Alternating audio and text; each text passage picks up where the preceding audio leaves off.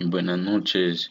Eh, el tema que nos correspondió es desempeño de componentes de infraestructura. Los integrantes del grupo son el compañero Santiago Quintero Tapasco, Alexis Salazar Socha y mi persona, Jonadison Vargas Osorio. A continuación les hablaré acerca del tema. El poder valorar el desempeño de un sistema de cómputo es necesario en diferentes escenarios para poder tomar decisiones. Por ejemplo, podríamos querer determinar si un sistema existe, es apto o cubre las necesidades de poder de cómputo de una aplicación específica, o podríamos querer determinar si se requiere actualizar o ampliar sus capacidades. A nivel de diseño o de actualización de un sistema, es importante poder predecir el rendimiento que tendrá el resultado final y así poder determinar si éste será adecuado para el objetivo previsto. De este análisis se podrán tomar decisiones acerca de la viabilidad del proyecto. Asimismo, es indispensable poder comparar rendimientos de diferentes opciones al momento de seleccionar el mejor sistema de cómputo. Asimismo, la evaluación del desempeño nos permite analizar el rendimiento de un sistema y tomar acciones para su perfeccionamiento. Para poder evaluar el desempeño de un computador y así poder compararlo respecto a otro, necesitamos poder definir y medir su rendimiento. Pero, ¿qué queremos decir con rendimiento? ¿En base a qué parámetros podemos expresar o medir el rendimiento? ¿Cómo podemos establecer un mecanismo que me permita comparar dos computadoras? Para poder cuantificar el rendimiento, necesitamos determinar los atributos, características o factores que influyen en el desempeño del equipo de cómputo e identificar cuál de estos son determinantes en el desempeño. Estos factores, por tanto, deben ser medibles directa o indirectamente, es decir, deben representar magnitudes. Se denomina medida al valor de una magnitud obtenido mediante un instrumento de medición confiable. Se denomina métrica al método de medición y comúnmente la escala de una medida que se considera estándar para definir el desempeño de un sistema. En muchos casos, pueden existir diferentes medidas de interés que pueden usarse para determinar el rendimiento en diferentes escenarios. A manera de ejemplo, veamos algunas medidas de rendimiento de ciertos aviones. A continuación, veremos cómo podría ser el ejemplo en unos aviones. De esta tabla podemos concluir que el avión con más velocidad es el Concorde, el de mayor alcance es el Douglas DC-8 y el Boeing 747 es el de mayor capacidad. Así, por ejemplo, para un pasajero adinerado que quiere transportarse de un lugar a otro distanciado 4.000 millas del primero, el Concorde es el más rápido, pero si queremos movilizar 450 personas de una zona a otra distante de las mismas 4.000 millas, entonces el más rápido es el Boeing 747. De manera analógica, el desempeño de un computador puede tener diferentes medidas de elección para diferentes usuarios. Para un usuario individual que está ejecutando un único programa, la computadora con mayor rendimiento es aquella que complete la ejecución de su programa en menor tiempo. Sin embargo, para el administrador de un centro de cómputo, el que tiene múltiples tareas que realizar a la vez, la de mayor rendimiento es la que realice las tareas en menor tiempo. Como elemento común, sin embargo, se evidencia que la medida de rendimiento del computador es el tiempo. La computadora que ejecuta los programas en menor tiempo es aquella que tiene mejor rendimiento.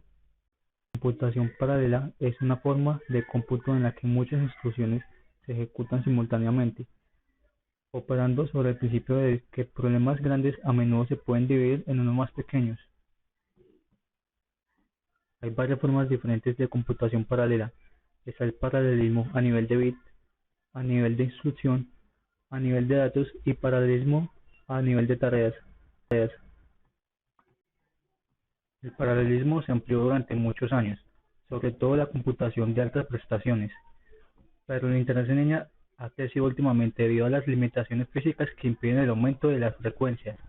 Además, el alto consumo de energía y por consiguiente la generación de calor de las computadoras constituye una preocupación en los últimos años.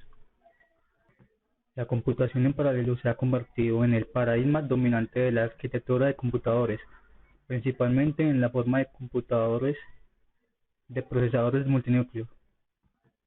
Desde el advenimiento, la integración de la gran escala como tecnología de fabricación de chips de computadoras en la década de los 70 hasta alrededor de 1986, la aceleración en la arquitectura de computadores se lograba en gran medida duplicando el tamaño de la palabra en la computadora. El aumento de la palabra reduce el número de instrucciones que el procesador debe ejecutar para realizar la operación, en variables cuyos tamaños son mayores que la longitud de la palabra. Por ejemplo, cuando un procesador de 8 bits debe sumar dos enteros de 16 bits, el procesador primero debe adicionar los 8 bits de orden inferior de cada número entero con instrucción de adición. A continuación se añade los 8 bits de orden superior utilizando la instrucción de adición con acarreo, que tiene en cuenta el bit de acarreo de la instrucción de orden inferior. En este caso, un procesador de 8 bits requiere dos instrucciones para completar una sola operación, en donde un procesador de 16 bits necesita solamente una instrucción para completarla. Dentro de las desventajas del procesamiento en paralelo, estas requieren un gran número de ciclos de procesamiento o acceso a una gran cantidad de datos. También encontrar un hardware y un software que permitan brindar estas utilidades comúnmente proporciona inconvenientes de costo, seguridad y disponibilidad. Dentro de las ventajas del procesamiento en paralelo, tenemos que esto brinda a las empresas, instituciones y usuarios en general el beneficio de la velocidad. Además, tenemos la ventaja competitiva, ya que este provee una mejora de los tiempos para la producción de nuevos productos y servicios, además de la colaboración y la flexibilidad operacional. Clasificación de las arquitecturas paralelas. Se han propuesto diferentes criterios para clasificar las arquitecturas paralelas, según diferentes características y niveles de paralelismo. Entre estas resaltan las de Flynn, Fenn, Handler, Hockney y Shor. Taxonomía de Flynn. Propone establecer categorías de clasificación en función de la multiplicidad de los flujos de datos y de instrucciones que se conjugan en la ejecución de estos sistemas.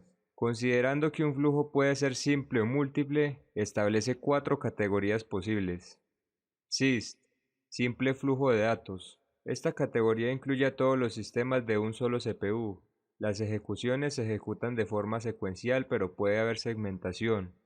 Ejemplo de esta categoría son los computadores viejos IBM 370, entre otros. Otra categoría es SIMD, simple múltiples flujos de datos. Todos los sistemas paralelos que constan de múltiples procesadores autónomos trabajando cooperativa y coordinadamente en la solución de uno o más problemas de forma simultánea. Esta categoría incluye una gran diversidad de procesadores paralelos que ejecutan una misma instrucción sobre un conjunto de datos unisonos o solapadamente. Las máquinas típicas SIM son los procesadores matriarcales con una red de múltiples elementos de proceso, EP, todos supervisados por una misma unidad de control. Todos los EP reciben la misma instrucción emitida por la unidad de control y operan esta instrucción sobre los datos residentes en su memoria local. MIST, múltiples flujos, simple flujo de datos. Este modelo propone la asistencia de n unidades procesadoras, cada una recibe distintas instrucciones que operan sobre el mismo flujo de datos. La salida de un procesador pasa a ser la entrada del siguiente.